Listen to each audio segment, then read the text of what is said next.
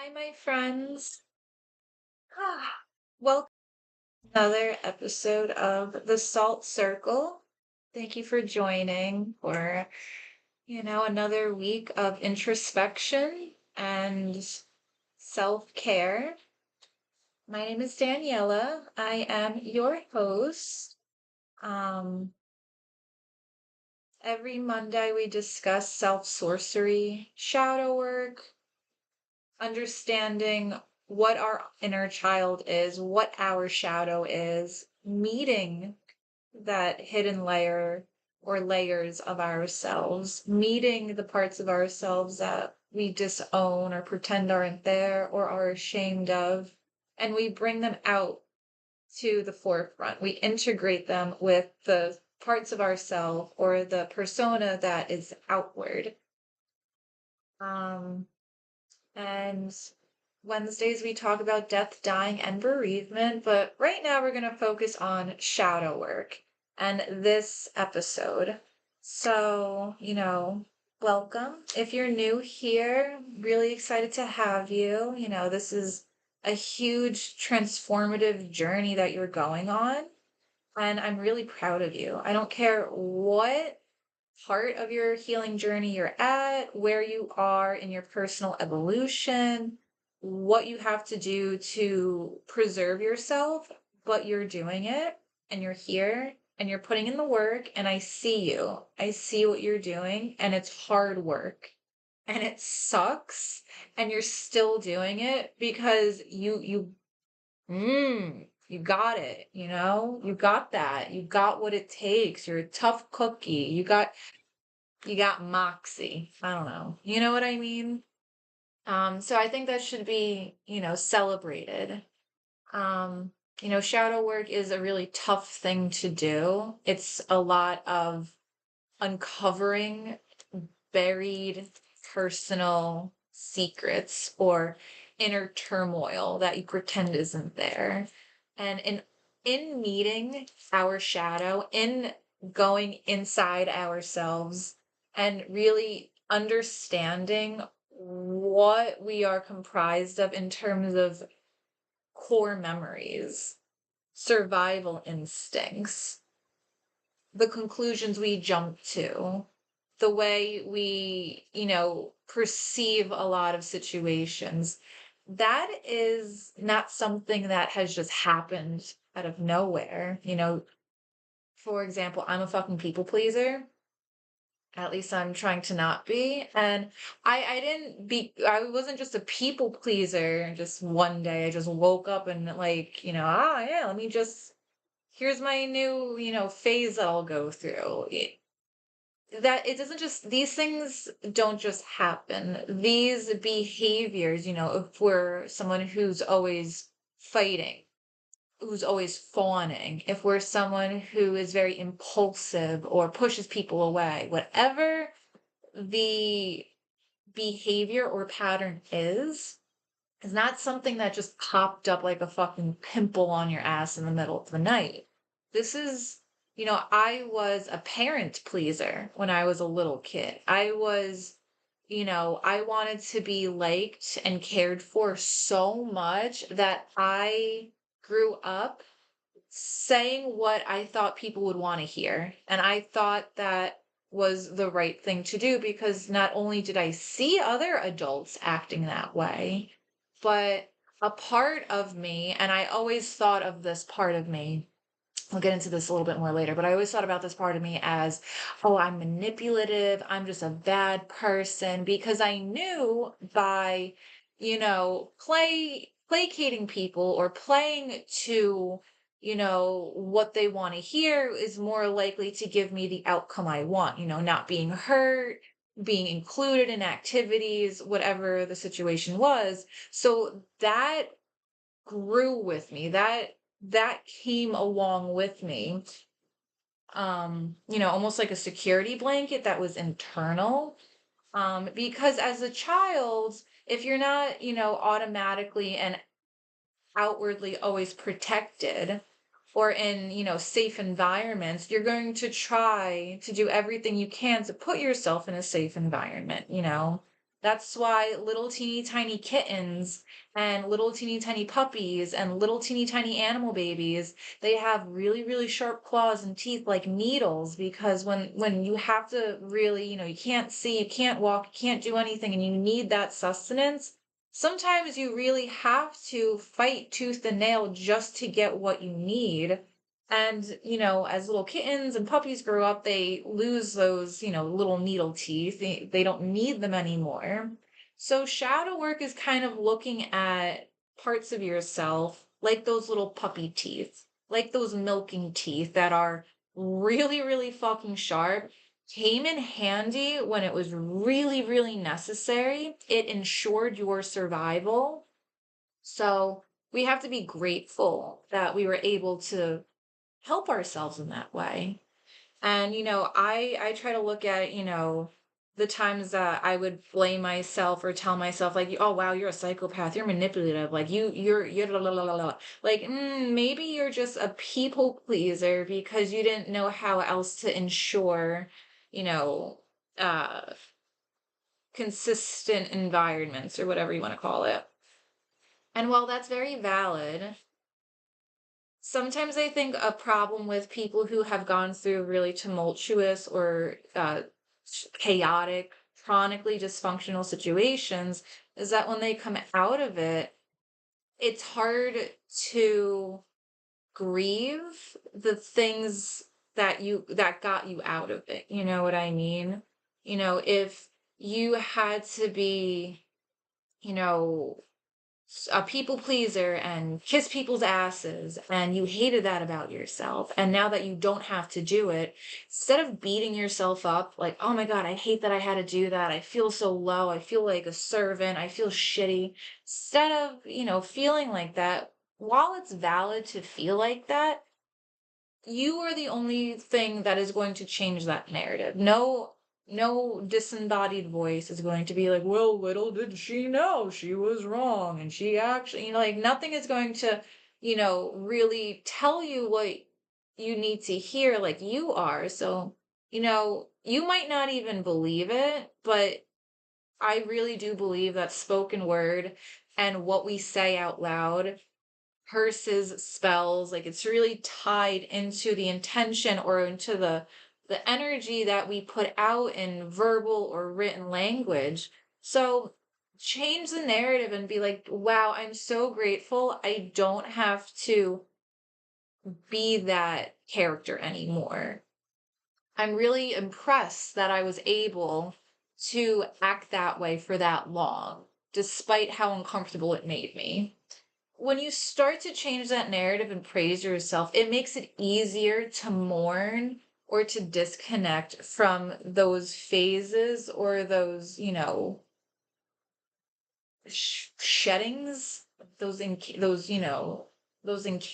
that, those husks that you leave behind as you keep transforming. You'll keep going through things that feel like the end of the world, like, how am I going to get through this? And then you get through it. And then you're so much more resilient, you know what I mean? But there's a definite, ego death, and there's a definite mourning that comes with meeting your inner self and seeing the parts of yourself that, like, shit, like I hated that I was XYZ when I was living on the streets and blah blah blah blah blah. But now that I'm not in that position, I'm so inspired by my tenacity. And you don't even have to fucking believe it at first, but just changing that narrative a little by little, like I wasn't a psychopath little child.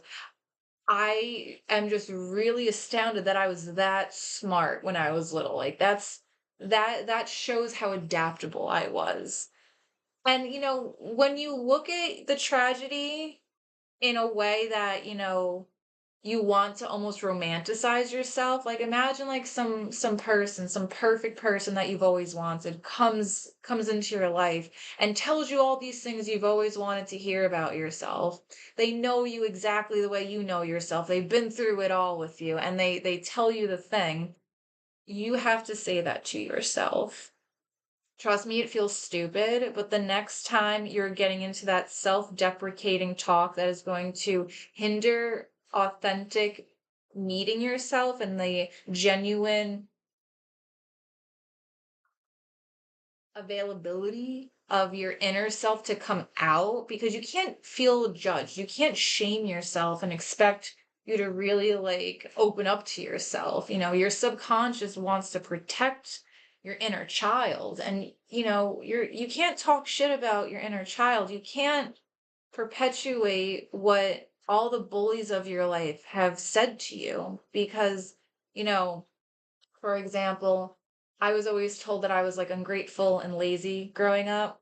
And I don't know, I was like a little fucking kid. I don't know. And now, as an adult in my 30s, whenever Sunday rolls around or whenever it's like a holiday, or I'm sick and I like physically can't do anything, I just tell myself like, "Oh my God, I'm a lazy piece of shit.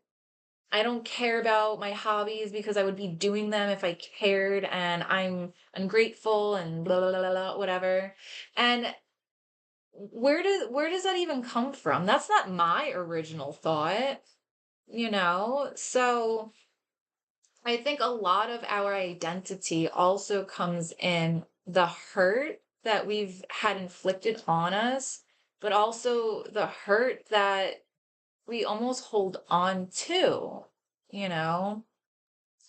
So that kind of brings me to like the meat of what I really wanted to discuss. This sorry, and I get jumbled a lot and I get very sidetracked, and I'm trying not to. Um but this episode I really kind of wanted to explain how by meeting ourselves and really breaking these patterns and talking to ourselves almost like from a third party, love letter, it you I don't even know how to articulate properly. So I'm just going to just get into it. This chunk is about how this is what started, I think, my real serious shadow work journey.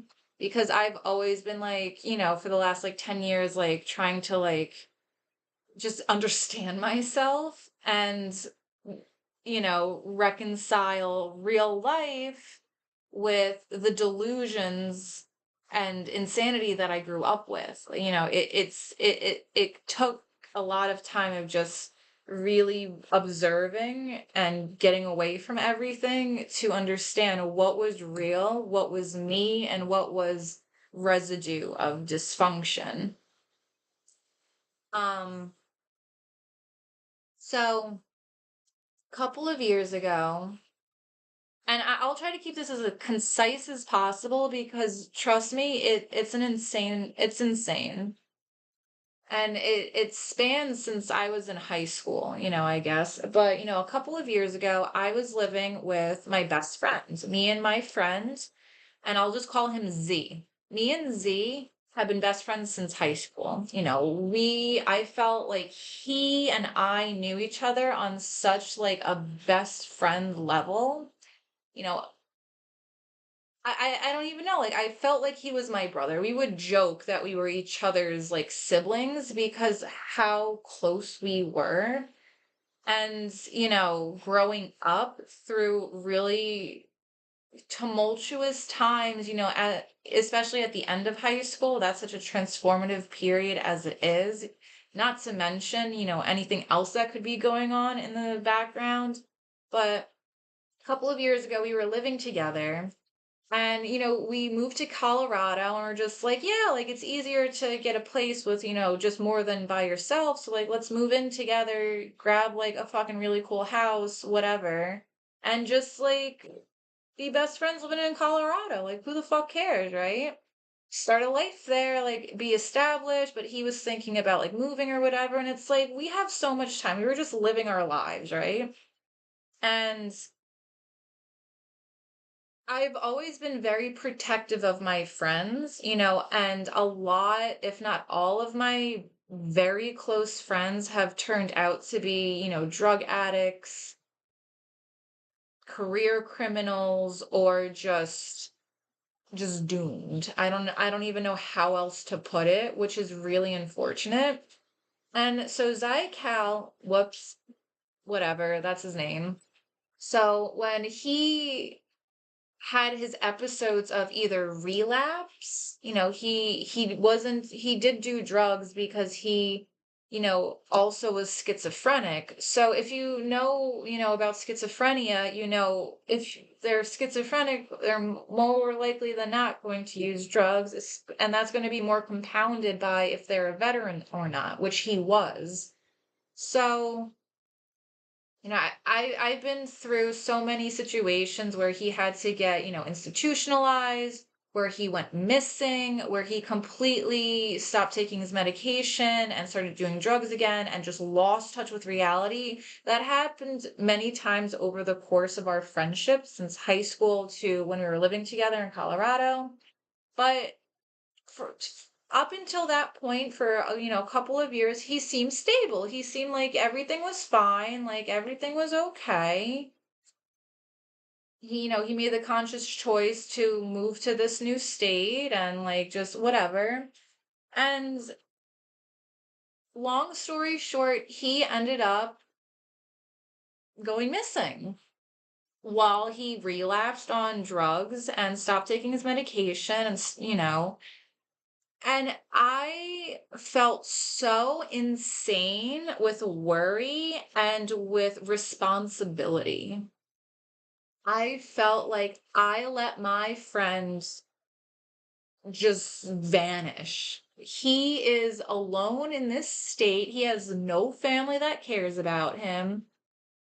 And he doesn't even have a car. I have no I would I had no idea how to react to the fact that he just was gone. And I tried calling him, I tried waiting for him, I tried, checking on social media, asking mutual friends like, "Hey, have you heard from our friend?" He was gone to the point where I honestly thought he was dead.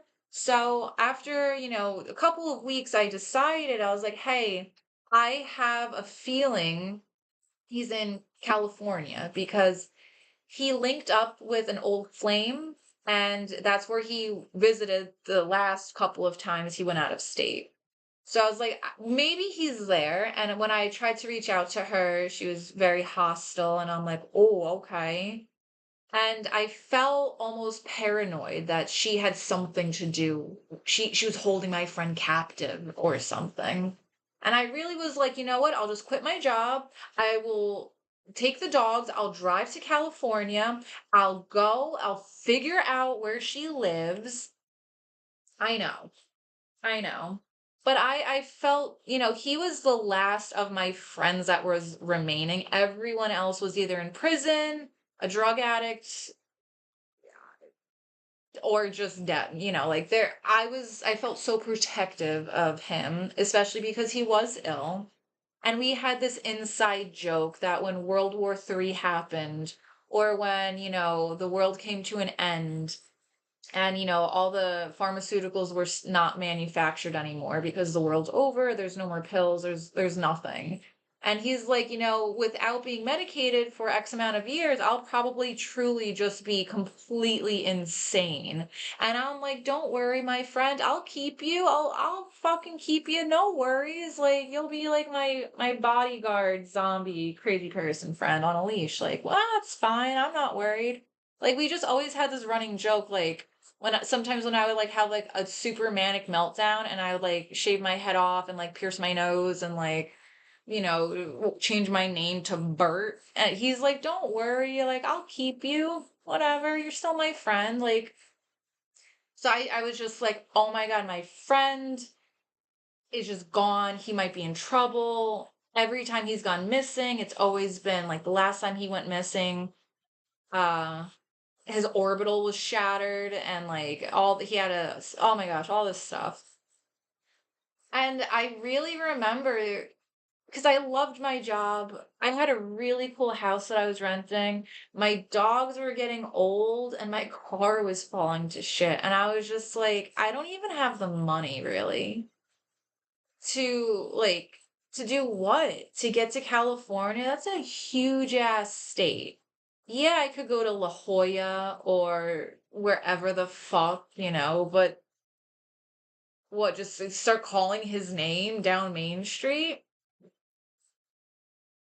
And the thing with codependency, or the thing with trauma bonds, the thing with people pleasing or hyper fixating on a certain expectation or outcome is that you're gripping it so hard because it's not really there. It's smoke. It's vapor in the air. It's not there. It's not yours. It's you have to, and that was really hard for me because I really took a really hard breath and I was like, I can't go find him. He's missing and he did it to himself and he needs to face the consequences. And the consequences really could be like super fucking dire. Like I might never see him again. I really thought he died or something, especially when weeks turned into months, turned into years and nothing. This was my best friend ever. And then whatever. So we're going to stop there and, digest that. I still almost feel pangs of irrational responsibility. Like I should have called the VA and said, my friend is not doing well. I need help. I should have reached out to his mom, who I don't think would have given a fuck, but at least it would have been more hands on deck. Maybe I should have been more upfront with him about being afraid for his own safety. Maybe, like I feel like, of course hindsight is 2020, but I think also, and this is where the shadow work comes in. Like, why is that such an intense feeling to take care of my friend, to keep him forever, to make sure he's fine? He can't even take care of himself. The government has declared him an invalid, more or less, like, but I'm going to fucking protect him and make sure he's fine for the next 80 fucking years. That wasn't even a question in my head. I was like, I got my friend, never ending friendship right here. Let's do it. And it's the same reason I would do the same thing in my actual romantic relationships. Every person I've dated up until that point was someone I had to put in so much work into. It was so inequitable. These other people were like not able to hold down jobs, have cars, had, no place to live. They were completely unstable. And I felt like, oh, these poor guys. Well, I can help. Well, I feel bad. Well, I get to go sleep in a house. Like I could at least let him sleep in my living room, at least for a night, help the guy out. All right, well, why is that? Why has this been a pattern, right? Okay, well, I think obviously my dad, lifelong drug addict, grandparents enabled the fuck out of him.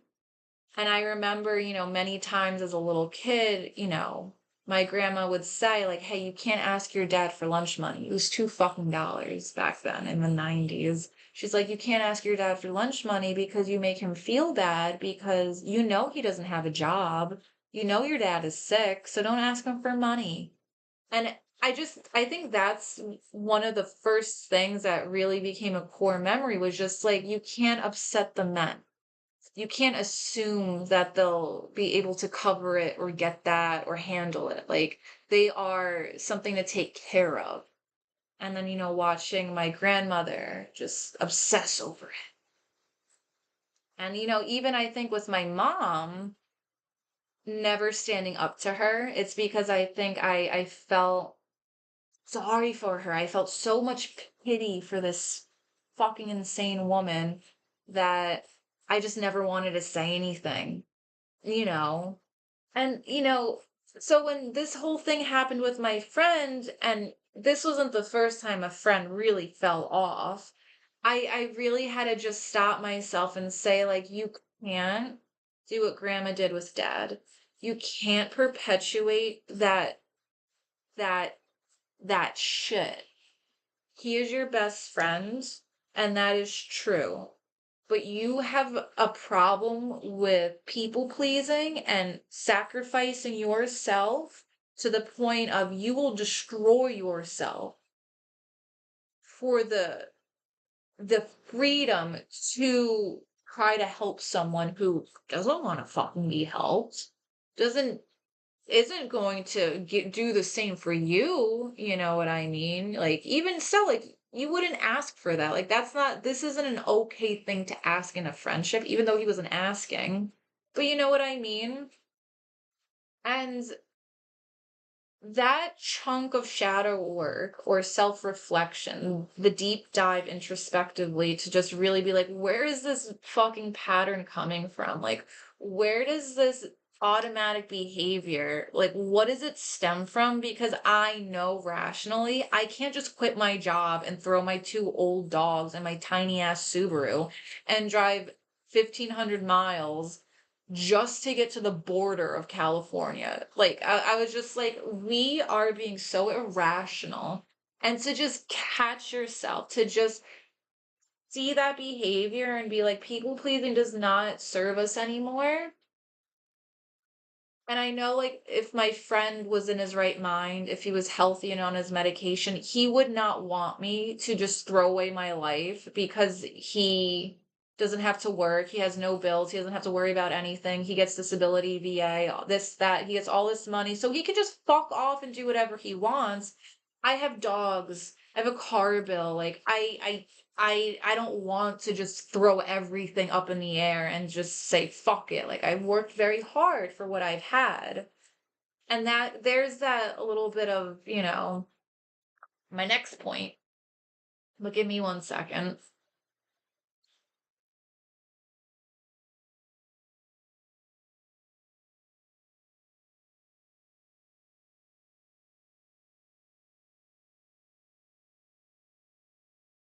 How much of what you do is toxic? What are you doing that is perpetuating the bad shit that you've tried to escape from? What promises that you make to yourself do you keep breaking? Why? Right? Like, all these prompts, all these shadow work things to think about. You have to take responsibility for the role you play in your own life, for the part you play in your own suffering. And I knew that if I gave in to my impulse, my people pleasing impulse to just go find my friend and say, fuck it, friendships forever, that's my brother, I have no family, I need to get him.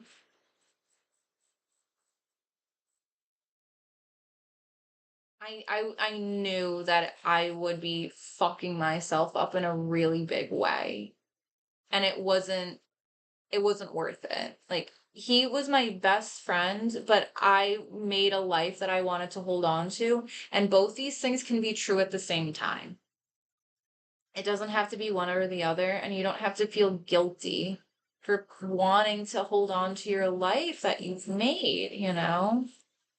And you know, maybe I was a really bad friend to Zycal and he wanted to get away from me. Like, whatever happened, I can't control it. And I think with people pleasing also comes this hidden, sneaky ass little, like a crunch wrap supreme, all the fucking layers and it's all amalgamated together, but like the ingredients are shit, so you do get like a fine line of termination between the layers. Sorry, I forgot what I was about to say, but I had a good point. Ah, the layers in between. What the fuck? Shit, I'm sorry. But you gotta take responsibility for the role you play in your own suffering. Yeah. I needed to really see if, and it's possible, like, maybe I was just a really bad friend to Zycal and he needed to leave. And, maybe I was toxic in some ways. Maybe I had my internal turmoil spilling over and I just didn't realize it and it was affecting him. Like we might be blind to how we really might choose suffering or chaos because it's familiar. We might allow ourselves to fall into bad habits because it's easier, right? But, ugh, what of me do I need to work on? I don't need to work on other people. I need to work on myself, right? Sometimes I also think like, well, I don't think I feel like I know, but toxic people don't necessarily always know that they're toxic, especially if they're narcissistic. Right, that's what I was saying. So, with people pleasing, there is this hidden layer of, I think, being a control freak. That just came back to me, sorry.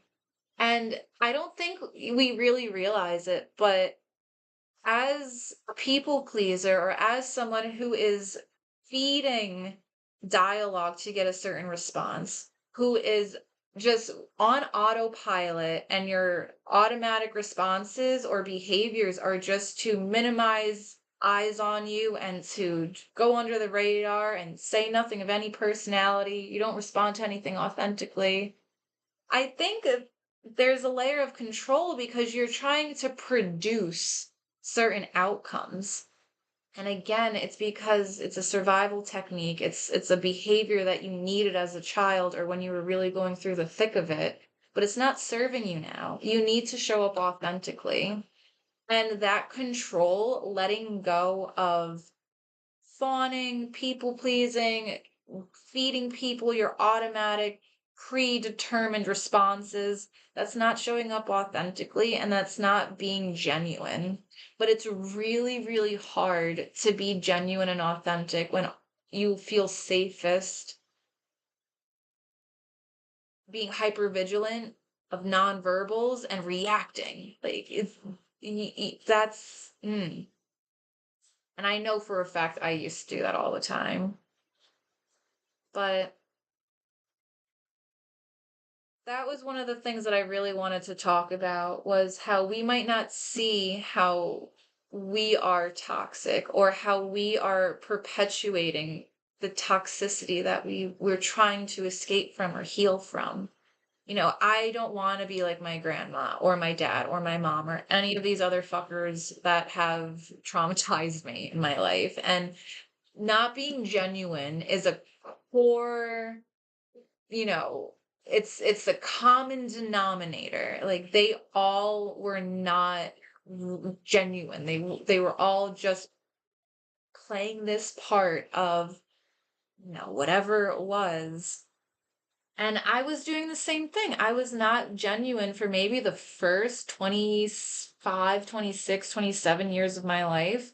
I was just always trying to react in a way to get certain reactions. And, if I tried to produce a day or a situation and it didn't go that way, it would ruin my mood. I would be so upset. I'd be so stressed because you just want control. And I think it's a very valid one, especially after living through lots of instability. You want to be in control to provide yourself stability, but that's not really real life. Real life is lots of variables, lots of things. You're not in control. Control is an illusion, like we've all heard. Um, and that was something about my codependency story.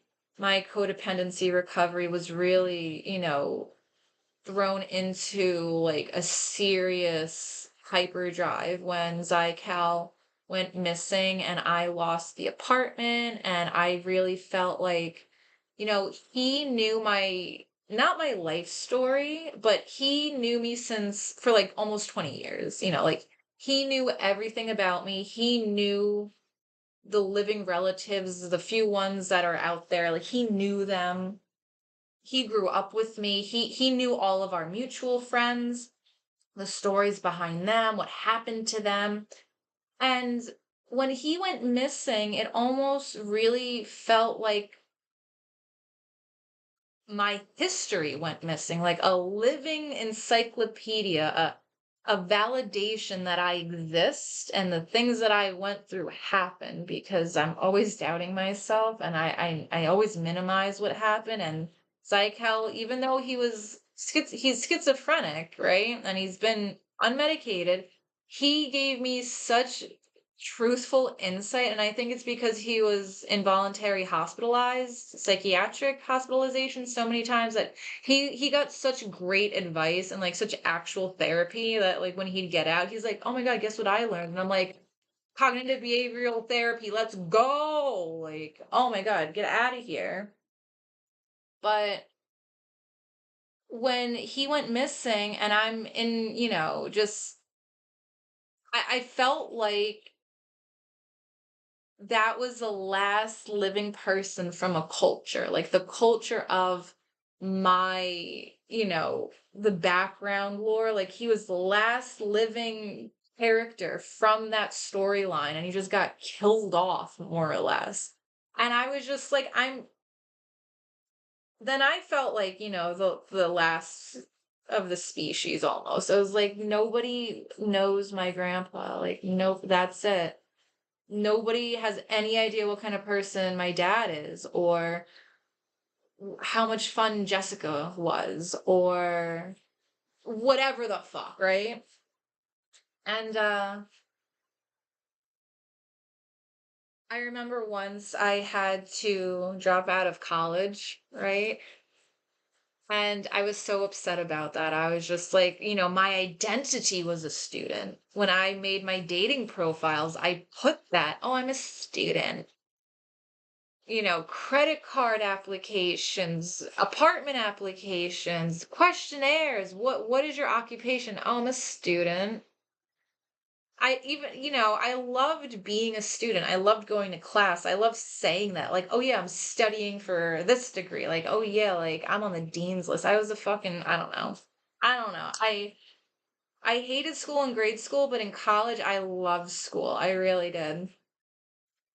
And so when I had to drop out, I felt so ashamed. I felt like such a loser.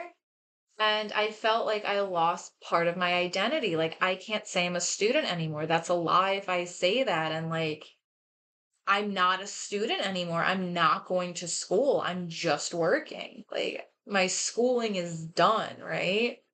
And that was really hard for me, honestly. It took me, a while to like really be able to say that out loud. Like, yeah, I'm not going to school anymore. Like, yeah, I dropped out. No, yeah, fuck school. I can't do it anymore. I'm just too broke and I'm too burnt out, and I give up, and it's my last semester and I fucking give up, and I don't fucking care because I can't afford it, and I just don't care anymore. And that's the truth. And it took me maybe a year before I could even say that to anyone like out loud, I would get so upset when people like, "Oh, did you go to school? Do you have a degree?" And it's just like, I just don't even talk to me about it. It was painful because of all the work that I put into it. And then even dumber, I had a car insurance. No, it was my cell phone number. I had a New York cell phone number, and then when I moved to Idaho, my phone broke and I had to get like an Idaho number.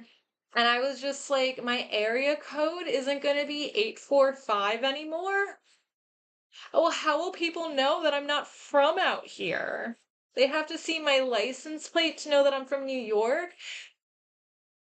Stupid. It's iconography. How much of our identity is placed in things that aren't even us, that aren't even our characteristics? What do we look at to represent us? Apparently, me going to school, so student loans and an area code. That's what comprised me in, my 20s, I guess, right? Or like, I don't know. There's so many examples. Or, like I have my car still has my New York plates, and it's stupid because now I think about it, it's like I've traveled and moved around the country so many times. Like license plates, phone numbers, even driver's licenses, you could get one in any state so easily. Like it doesn't matter. And like anyone could look at my car or my area code and can assume where I'm from, but like that might not be the case because my driver's license is from Idaho also. So I get asked a lot, like, "Oh, you from Idaho?" And it's like, dude, that's a loaded question. I don't even want to tell you where I'm from because fuck you, you know? So the fact that back then I put so much stock into those things to portray me, right? I looked at my friend, my human friend, Zycal, and I saw him as almost a catalog or a museum of my existence, you know? So to lose those things, for Zygal to just basically fall off the earth and die, I honestly don't know what happened. To this day, I don't fucking know. I have no idea. Um, it really made me think, how much of my identity is tethered in other things, like other people, actual items, the assumption that I'm making that other people are assuming, right? And then it can get even more fucked up, like how much of my trauma makes up my identity? How much of me, the outward me, the me that my coworkers see, the me that people see at a grocery store, at a club, driving in my car, whatever, how much of that is actually me versus the me that has been masking due to trauma or holding on to how certain things make me feel. For example, right? Like, hold on.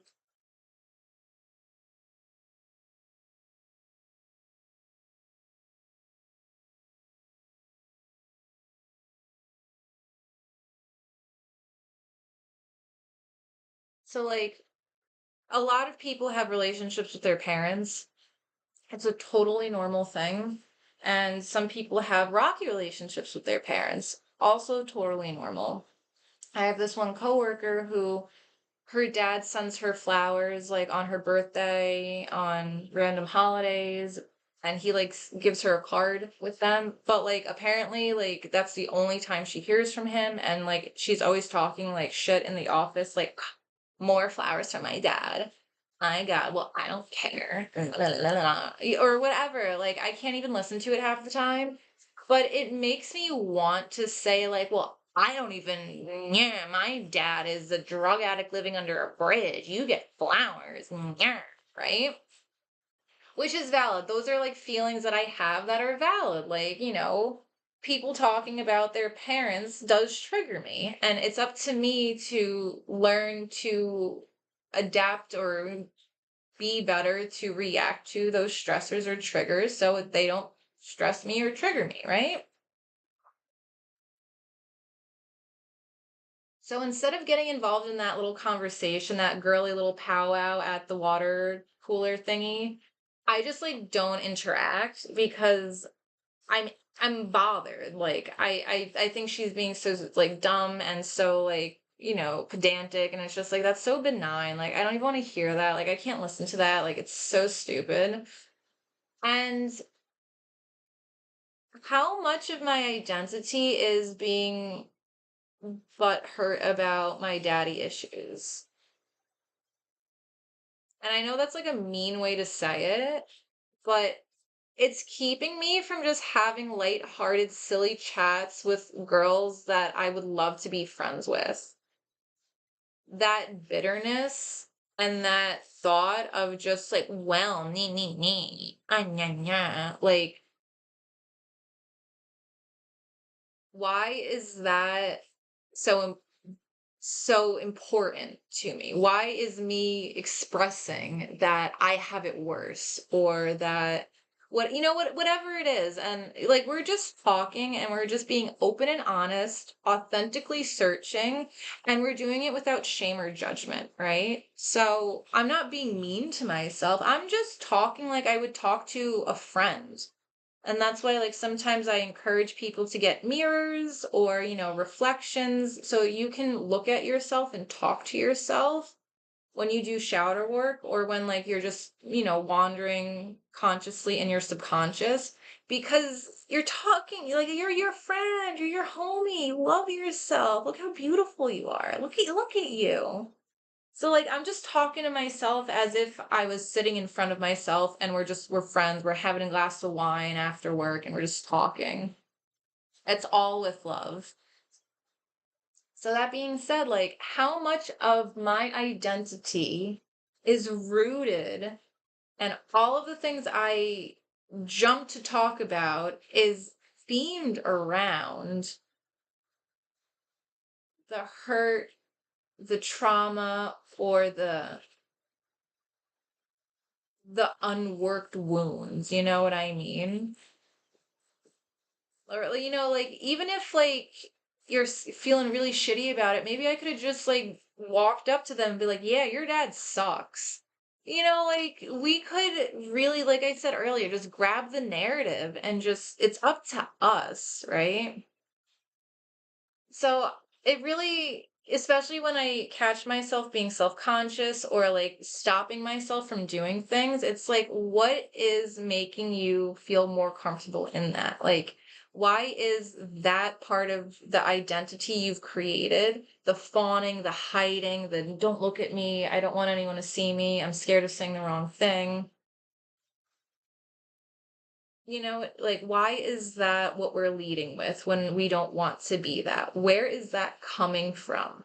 What behaviors did that stem from? What were we trying to avoid by doing that?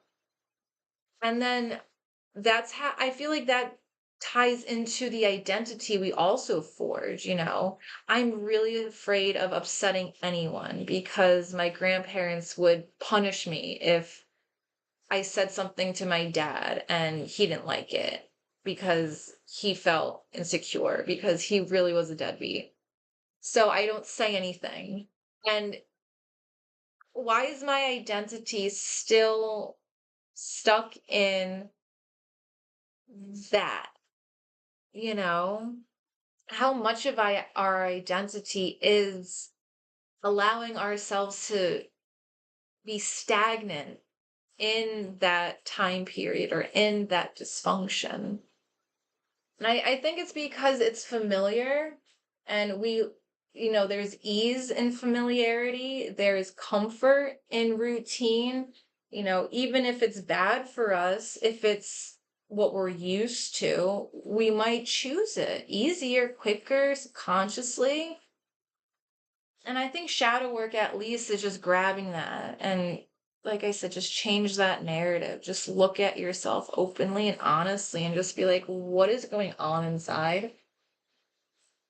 Let's make a safe place for us to just open up and let it out, turn inside out, and just see what we're working with. I I think too when my grandparents were dying, because I was asked once, like, oh, how come your grandfather won't snap out of it? Meaning, like, his enabling with his son, my dad.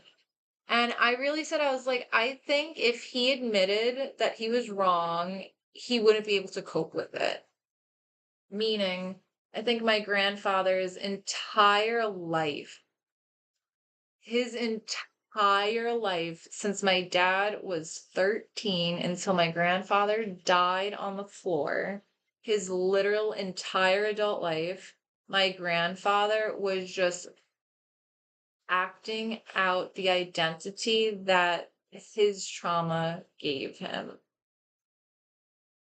Like I don't know if I'm explaining it right either, but like I look at the life grandpa led and it's just like this was just a byproduct of everything you've gone through and your inability to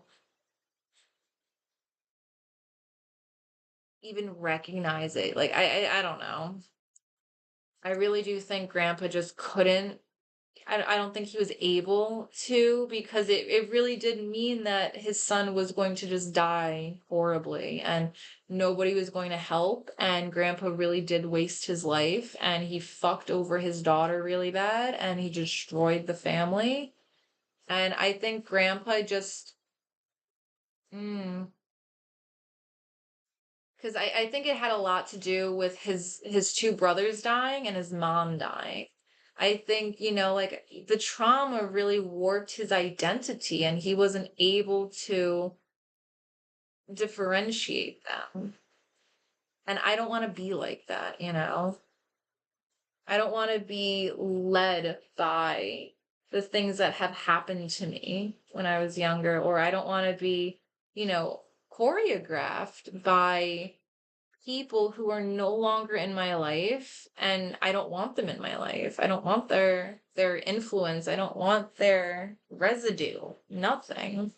I want to be my own genuine person, and I gotta allow the ego death. I have to really look at myself and ask myself these hard questions and still be nice to myself. Catch yourself breaking these patterns is a really, really substantial thing. Even if you don't break it all the way, just catching yourself is, it's powerful. What you're doing is powerful.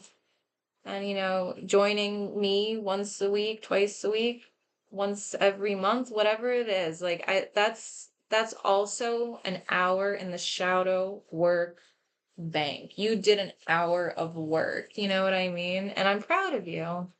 I'm also proud of you for listening to me ramble. I don't know if anything I said made any sense whatsoever. I think I formed a couple of coherent thoughts. I'm so sorry if I didn't. Um, but yeah, the salt circle. This is where, we come together, we galvanize ourselves in a place that is safe and without judgment. And we amplify our inner power, our inner energy while we go on this transformative journey of shadow work and self sorcery.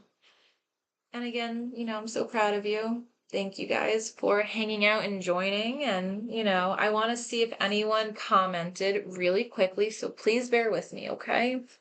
Let me just click around over here as I click on the wrong thing. 1 second.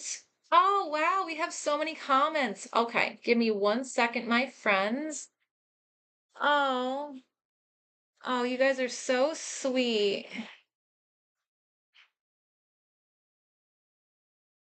Okay. Yeah, thanks for sharing. Cabby, you're so sweet. Aw. Slime love, you get it. It's practice and it's hard work, just like going to the gym or learning the guitar. It's not going to just be you do it once for a half hour and that's it, you're done. It's literally discipline and routine and choosing to do it, and you're going to get better, even if it's just 10 minutes a day, even if it's just once a day. You really are capable of doing that. I really do appreciate the comments. I really, really do. Keep them coming. Like I said, my name is Daniela. I'm your host. And, we gather Mondays and Wednesdays. So on Wednesday, we'll have another episode about death, dying, and bereavement.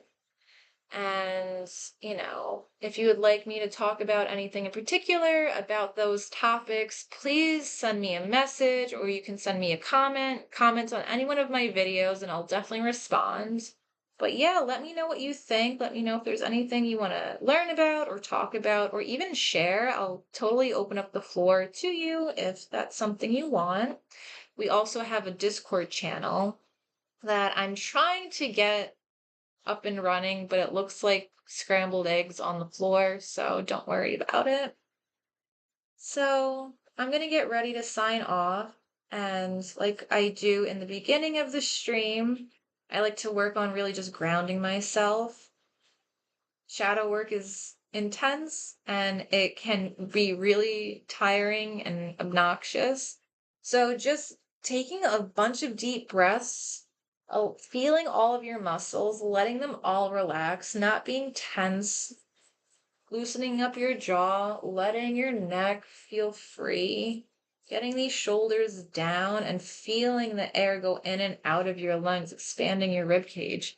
Feel your feet or your ass on the floor. Feel the weight of yourself. Listen to all the bugs, you know? Grounding yourself, I think, is really important, especially when you have a dysregulated nervous system, which we will talk about eventually. But I'm going to play a song that you can find on the lo-fi hip-hop playlist. But yeah, thank you guys for joining. Let's just hang out for a minute and ground and breathe and decompress.